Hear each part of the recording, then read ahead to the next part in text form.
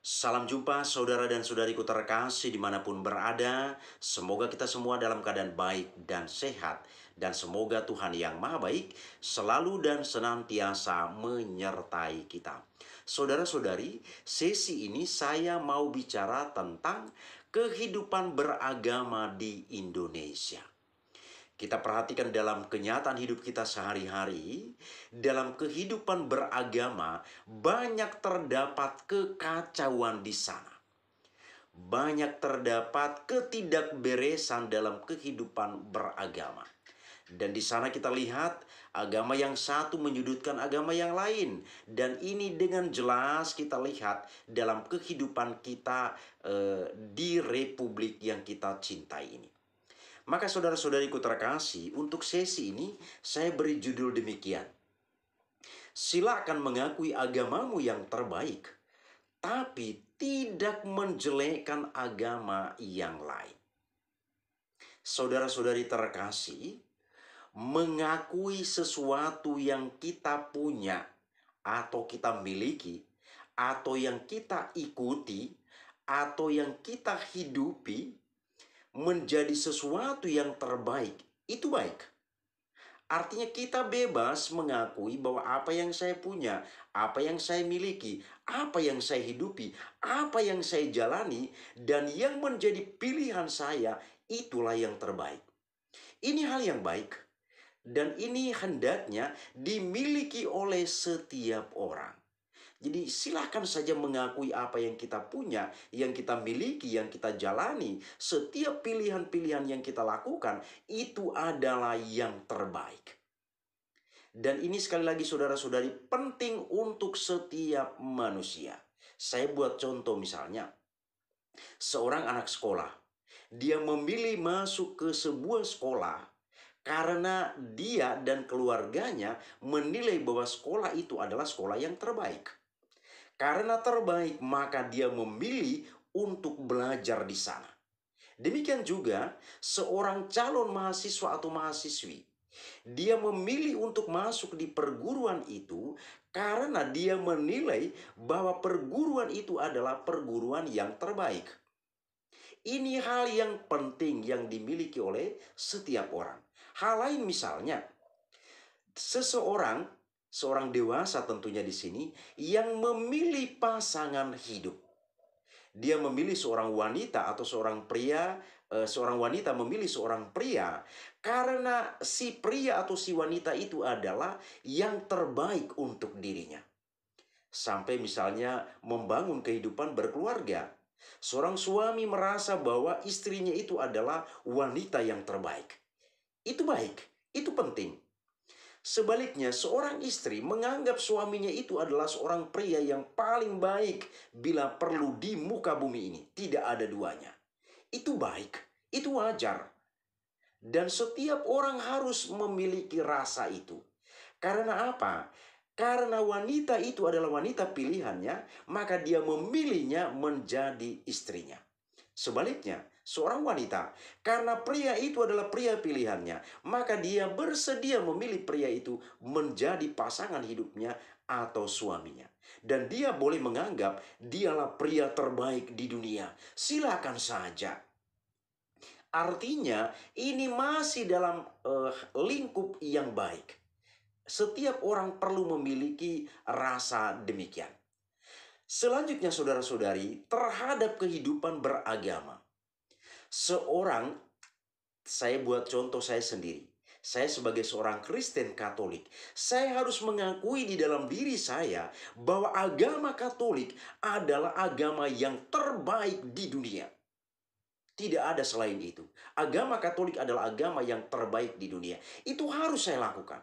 Demikian juga saudara-saudara dari agama-agama yang lain harus juga mengakui bahwa agama yang dia anut, agama yang dipeluknya atau dianutnya itu adalah agama yang terbaik untuknya. Dan bila perlu dia dalam hatinya mengatakan, tidak ada agama yang terbaik selain agama yang saya anuti pada saat ini. Ini penting, ini perlu. Tapi ingat saudara-saudari, berhubungan dengan kehidupan beragama ini, kita jangan akhirnya jatuh pada fanatisme yang berlebihan. Sama seperti seorang pria memilih seorang wanita menjadi istrinya, dia harus bangga dengan wanita itu. Tapi bukan berarti setelah itu dia menjelekkan istri orang. Bukan. Sebaliknya, seorang wanita memilih seorang pria menjadi suaminya, dan suaminya itu dianggapnya laki-laki yang paling luar biasa di dunia. Itu harus, tapi jangan setelah itu dia menjelekkan suami orang lain. Ini tidak boleh. Demikian juga dalam kehidupan beragama. Kita memiliki atau kita memilih menganut sebuah agama, kita harus mengakui bahwa agama itu adalah agama yang terbaik untuk kita. Dan tidak ada agama lain yang sebaik agama yang kita anuti. Itu penting. Tapi kita tidak boleh jatuh dalam fanatisme yang berlebihan. Akhirnya apa? Kita menjelekkan agama yang lain. Saudara dan saudariku terkasih, sekali lagi setiap pemeluk agama memang harus memiliki fanatisme dalam dirinya. Harus mengakui bahwa agama yang dia anut itu adalah agama yang terbaik untuknya. Tapi ingat, bukan berarti setelah itu dia menjelekkan agama yang lain. Dia mengakui agama itu adalah agama yang terbaik, maka dia memilih. Ini logika yang sangat sederhana. Karena saya mengakui agama Katolik itu adalah agama yang terbaik bagi saya, maka saya memilih agama Katolik sebagai agama yang saya anuti dalam kehidupan saya sehari-hari. Tapi bukan berarti setelah itu saya menjelek-jelekan agama lain. Ini tidak dibenarkan dalam kehidupan kita sehari-hari. Tidak dapat dibenarkan bahwa saya membanggakan agama saya itu, kemudian saya menjelekkan, saya menyudutkan agama-agama yang lain. Ini sebuah sikap yang sangat-sangat tidak dibenarkan. Belakangan ini kita melihat kelompok-kelompok intoleransi begitu banyak bermunculan di republik ini. Kelompok-kelompok intoleransi ini menganggap dirinya yang paling benar, lalu agama lain itu tidak benar. Salah satu contoh yang kita lihat kemarin di Tangerang Selatan, adik-adik yang sedang berdoa rosario, apa yang terjadi? Datanglah Diding bersama dengan warga yang lain, mengobrak-abrik adik-adik ini, mengusir mereka, membubarkan ibadat mereka itu. Bahkan melukai mereka dengan benda tajam. Ini sudah fanatisme yang berlebihan dan tidak dibenarkan. Saudara-saudariku terkasih, saya justru melihat dalam realitas kehidupan kita sehari-hari, kenapa akhirnya muncul fanatisme berlebihan? Kalau kita perhatikan khotbah-khotbah atau ceramah-ceramah yang dibawa oleh para tokoh agama atau para pemuka agama, kita perhatikan di sana bukan iman dari agama itu yang dibahas, diangkat untuk peserta yang hadir di dalam ibadat atau yang mengikuti khotbah atau ceramah itu, tapi justru iman agama lain yang diobok-obok. Iman agama lain yang diangkat dan dibahas di dalam khotbah atau ceramah itu. Saya heran dengan kondisi ini. Artinya di sana dia hanya mau ingin menjelekkan agama lain. Kapan penganutnya bisa paham tentang ajaran agamanya sendiri? Sementara di dalam ceramah atau khotbah itu dia hanya mau menjelekkan agama lain. Kapan ini? Kapan penganutnya bisa memahami ini?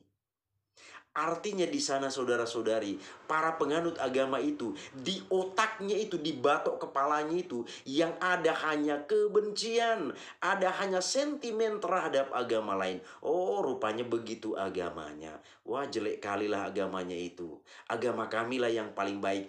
Tapi dia sendiri tidak tahu apa inti ajaran agamanya. Dia hanya tahu bahwa agama kami yang paling baik. Tapi dia tidak menghidupi nilai-nilai agamanya itu. Karena apa? Di dalam khotbah atau ceramah, para tokoh agamanya itu hanya mengangkat, menjelekkan orang lain, mengobok-obok ajaran iman agama lain. Ini yang tidak waras di sini adalah pemimpin atau tokoh agamanya itu yang tidak waras. Karena apa? Justru dia harus mengangkat, mengulas ajaran iman dari agamanya, supaya para penganutnya itu memiliki ajaran iman yang baik. Saya perhatikan karena saya sebagai seorang Katolik, dalam gereja Katolik, saya harus bangga bahwa saya sebagai seorang pengikut Kristus dalam gereja Katolik.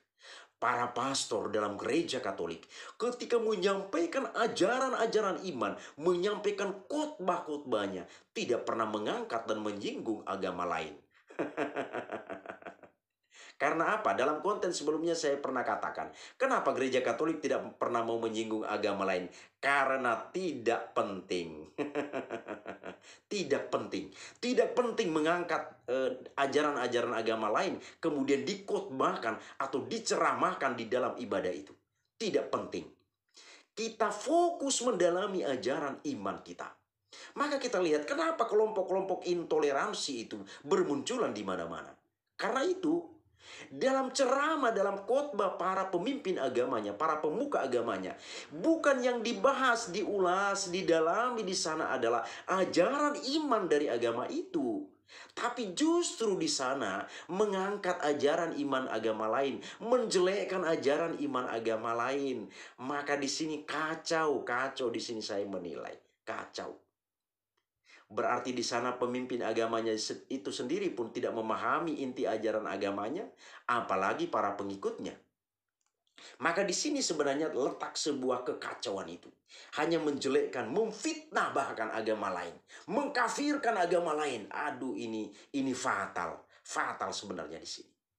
Jadi para pemimpin, para tokoh agama itu bukan mengangkat, mengupas, mengulas ajaran iman agamanya. Tapi di dalam khotbah, di dalam ceramah, mengangkat ajaran agama lain, menjelek-jelekan di hadapan para pengikut dari agama itu. Jadi kapan saatnya para pengikut agama itu memahami inti ajaran iman dari agama itu?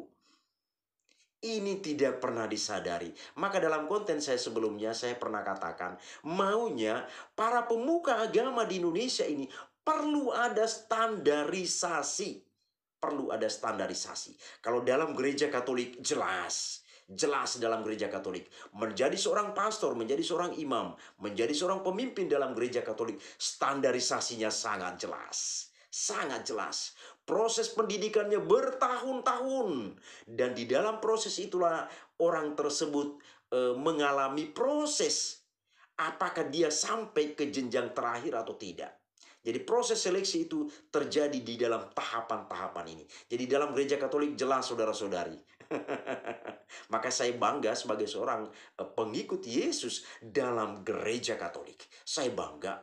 Pemimpin-pemimpin kami tidak gagal paham, tidak radikal, tidak mengajarkan umatnya jatuh pada paham radikalisme. Itu tidak ada dalam gereja Katolik.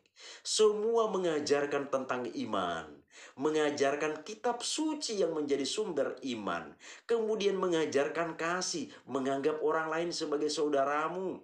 Maka di dalam gereja Katolik para pastor itu tidak pernah berkhotbah menjelekkan agama lain. Bahkan saya pernah katakan kepada saudara dan saudari sekalian, kalau tidak percaya dengan ini, silakan datangi gereja Katolik terdekat di mana Anda berada. Datangi gereja Katolik itu. Dengarkan khotbah para pastor yang ada di gereja. Pernahkah mereka menyinggung agama lain, menjelekkan agama lain? Maka lihat, iman orang beriman Kristiani teristimewa dalam gereja Katolik. Imannya tidak main-main. Imannya sungguh-sungguh betul-betul dibawa, diterapkan dalam kehidupan sehari-hari. Maka tidak ada yang namanya intoleransi di dalam kekristenan, apalagi di dalam gereja Katolik. Bahkan hidup berdampingan dengan agama lain, semua itu dianggap sebagai saudara yang secitra dengan dirinya.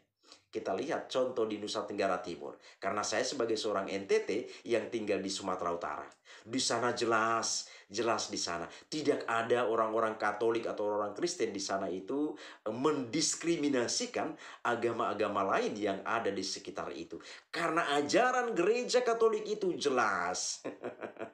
Ajaran gereja Katolik itu jelas. Maka saudara-saudariku terkasih, kembali ke hal tadi. Bagaimana mungkin para pengikutnya itu bisa memahami iman agamanya dengan baik dan benar jika tokoh agama atau pemuka agamanya itu dalam khotbah atau ceramahnya bukan mengulas, mendalami, membahas ajaran iman dari agama itu dan kemudian mengajarkan kepada para pengikut, tapi justru di sana yang diangkat adalah ajaran iman agama lain, kemudian diolok-olok, diejek di dalam khotbah atau ceramah itu. Jadi di sini yang pertama tidak waras adalah tokoh agamanya, pemimpinnya. Itu yang tidak waras. Yang kedua, sayangnya para pengikut atau para peserta, para penganut agama yang ikut dalam ibadat mendengarkan ceramah atau khotbah pada saat itu, semuanya ikut-ikut saja. Semuanya diam-diam saja. Tinggal mengikuti saja apa yang dikatakan oleh pimpinan atau apa yang dikatakan oleh pemuka agamanya. Berarti para pengikut ini lebih bodoh lagi, lebih bodoh. Artinya tidak gunakan akal sehatnya untuk menimba sesuatu yang baik dan tidak baik. Pengikutnya lebih bodoh lagi. Pemimpinnya sudah bodoh, pengikutnya lagi juga bodoh. Maka kacaulah kehidupan beragama itu. Maka di mana-mana saudara-saudari kita lihat kelompok intoleransi atau kelompok intoleran yang menerapkan intoleransi di Indonesia itu sangat jelas kita temukan dalam kehidupan sehari-hari. Maka saudara dan saudariku terkasih, kita sebagai umat beriman Kristiani, baik dalam gereja Katolik maupun dalam gereja Protestan, Yesus sendiri tidak pernah mengajarkan kepada kita untuk mendiskriminasikan orang lain. Kita tidak pernah diajarkan untuk memusuhi orang lain. Bahkan ketika Yesus bergantung di kayu salib, apa yang dia lakukan? Dia doakan orang-orang yang menyiksa dan menghukum dia. Yesus tidak mengajarkan kepada kita mendiskriminasikan orang lain, menjelek-jelekan agama lain. Karena apa? Semua kita ini adalah secitra, sama martabatnya di hadapan Tuhan, tidak ada bedanya. Dan agama ini adalah cara atau jalan untuk mengantar kita bertemu dengan Tuhan. Agama bukan Tuhan, itu harus kita sadari. Agama itu sendiri bukan Tuhan. Agama itu hanya jalan. Ingat itu baik-baik. Maka saya heran ketika agama-agama lain dengan pengajaran-pengajaran yang seperti itu menjelek-jelekan agama lain. Bagaimana mungkin agama itu sendiri bisa mengantar orang pada keselamatan? Ngantar ke laut lah semua. Karena apa? Yang diajarkan di sana adalah bagaimana ajaran orang lain kemudian di situ dibuat ejekan, olokan. Jadi agama orang lain yang dibahas di dalam pertemuan itu ataupun ceramah ataupun khotbah itu. Maka selaku murid-murid Yesus, mari kita terapkan ajaran Yesus kemanapun kita pergi.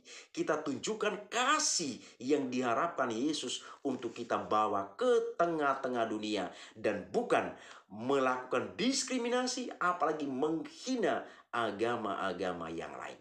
Demikianlah saudara-saudari terkasih sedikit ulasan tentang judul silakan mengakui agamamu yang terbaik, tapi jangan menjelekkan agama yang lain. Semoga bermanfaat bagi kita. Terima kasih, Tuhan memberkati.